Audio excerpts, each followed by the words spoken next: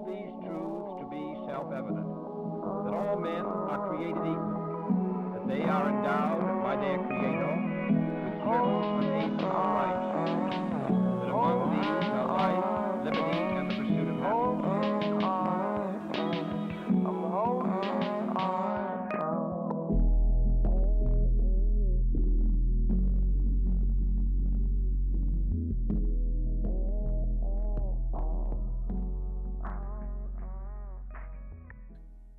Okay, so we're going to get started.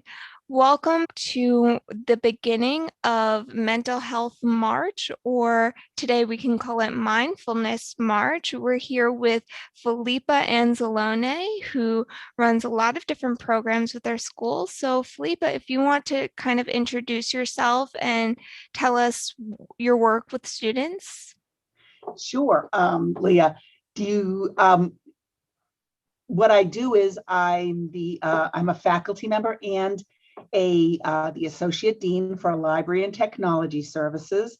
And in the past, I've taught semester in practice and art law, and I taught way long ago advanced legal research.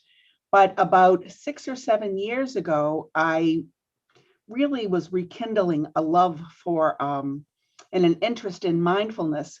So we set up a contemplation room or a meditation room in the law library, and I did weekly in-person sits.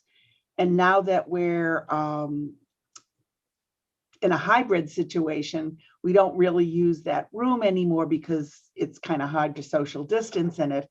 So I've been doing meditations a couple of times a week, along with my colleague, Michael Connolly, who does Mondays and Wednesdays. I do Tuesdays and Thursdays. And Nina Farber, who's the director of academic support, is doing Fridays. So we do provide meditation breaks, usually around noontime, 12:15 for the community, and it's drop-in.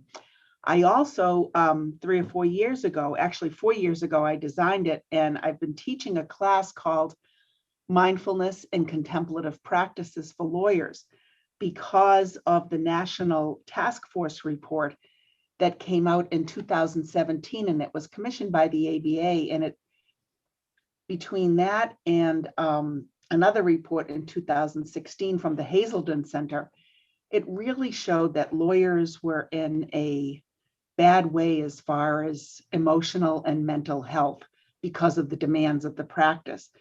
So I went to the dean and asked if I could design a course where so much of law school is spent acquiring the skills of being a lawyer, the cognitive skills, the intellectual skills. Could we have a course that focused on self-care, well-being, mindfulness, and the emotional part of being a lawyer? Because very often it's not that people don't know the law, and that's what gets them in trouble with substance abuse and other things. Mm-hmm. It's the fact that they're suffering. So this is just one alternative to maybe be able to self-regulate emotion and to see what's needed. And that's something that's so important, I think, especially during a pandemic where we have challenges that are really new to everyone, but the stress of law school is still there. So, I have a few questions for you about Sure. the daily meditations. Now, are most of the students that you work with experienced with meditation? No, not at all. And in fact, every now and then I'll get a small handful of students in my class or who come to meditation who have maybe tried it, or many students are experienced with yoga, so that their experience will say with yoga nidra, but they're not expert. And by no means is that any sort of admission. In fact, we love when people come with beginner's mind. We even love when people come as skeptics because it's fine with us.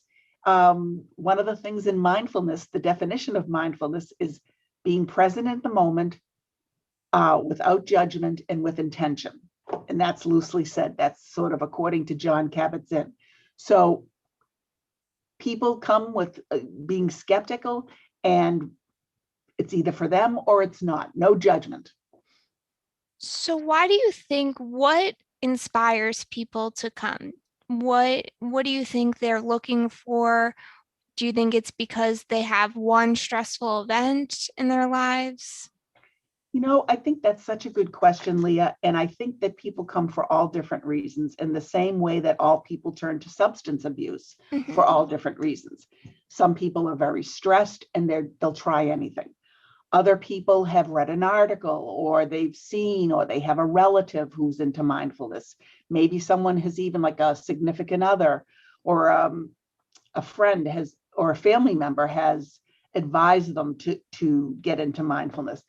Some people want to come and sort of even refute it and say, oh, I don't think this is going to work, but there's no, a friend of mine's trying it, so I'll try it. So there's all reasons that people come, and we welcome everybody. It doesn't matter. Maybe they've heard about it in a podcast. Maybe they've heard about it in a podcast, or soon will. And what would you say are the main benefits? Okay. Or what have you felt are the benefits? Okay, no, that's a good question. And it just makes me pause mindfully for a moment. Yeah. Because one of the things that I tell students, and I tell myself as well, that many of us are type A personalities. And I definitely am a type A personality. So for me, I wanted to see results right away. Mm-hmm.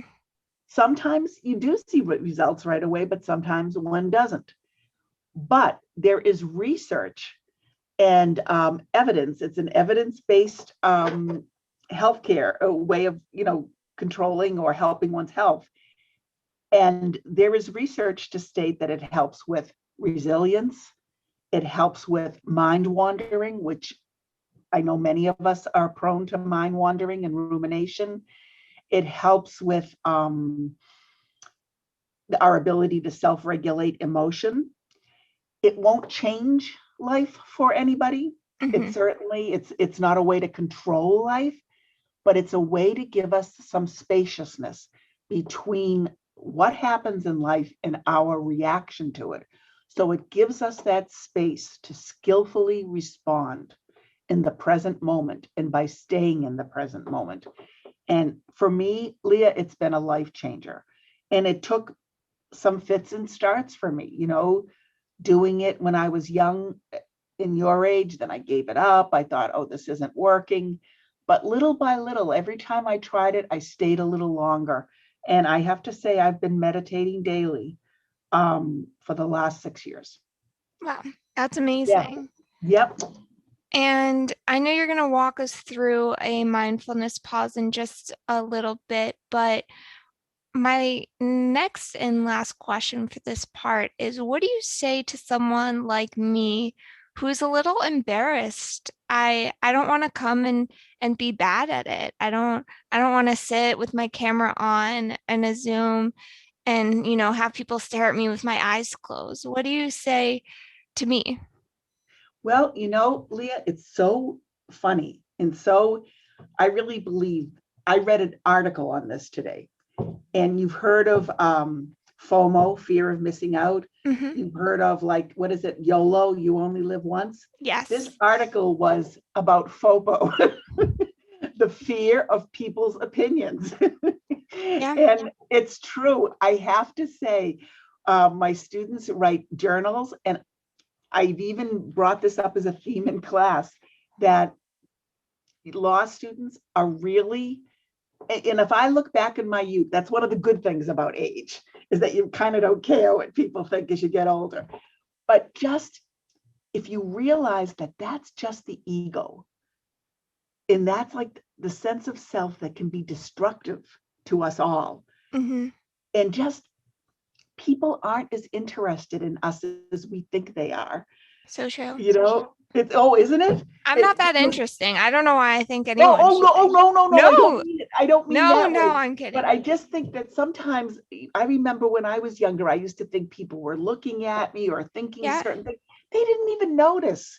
And I think that's such a freeing, wonderful feeling, that just like you don't criticize others, they're not criticizing you.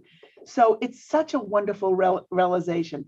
And this whole idea of FOPO, I can't believe that it was just this morning I read this article.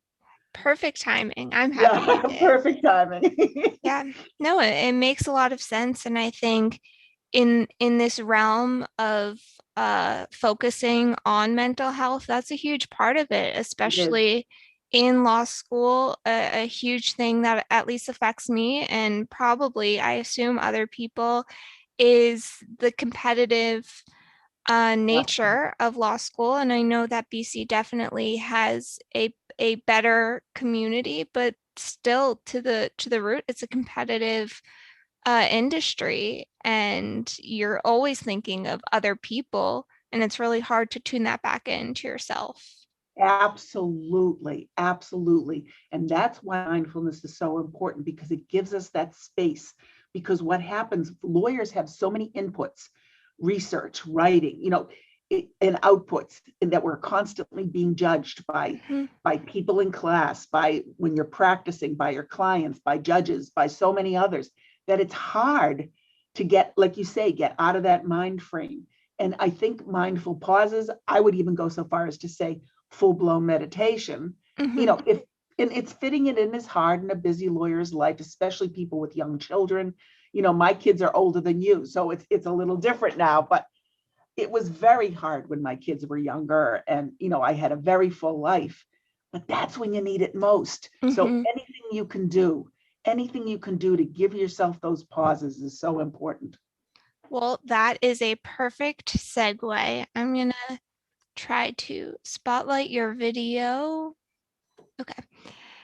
And we should get started. So the idea for this is a lot of students who are listening probably have those longer, almost 2-hour classes where they have a 5-minute break in between. And I would like for you to kind of guide us in the best way to use that break. Let's say we've run to the bathroom, we filled up our water, and we've sat back in our seat. Can you guide us a little bit through what's the best way to use that time to take a break and prepare us for that second half of class, which is sometimes really brutal? Yep. Well, there's a couple of things you can do. One is you can stop, and you can see a red stop sign, literally with the letters, I should say, STOP. And what that means is you stop, you take a pause. And by taking a pause, I mean you just stop everything. Imagine that you're back at your seat, you sit down, you just take this pause, and you just notice your breath, breathing in and breathing out. And you may notice thoughts coming in, conversations from class, a question that a professor asked. Perhaps you're on deck next and you're nervous about it. Just let go of the thoughts, not because the thoughts are bad. You just turn back to your breathing.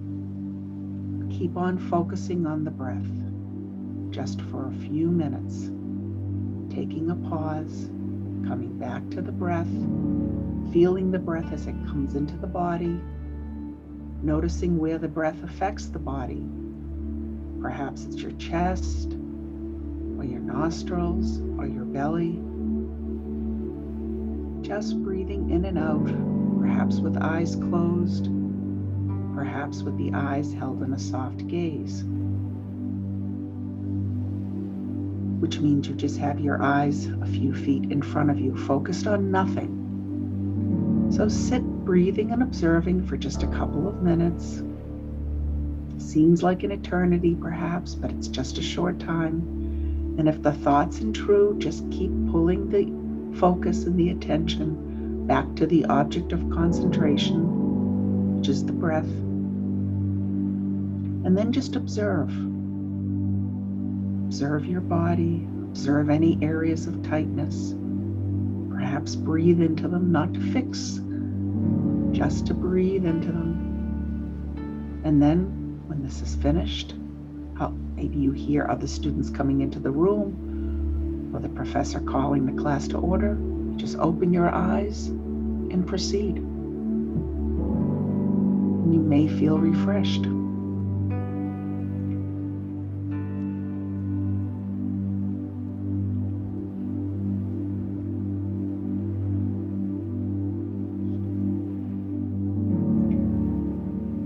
I feel refreshed already. Thank you so much.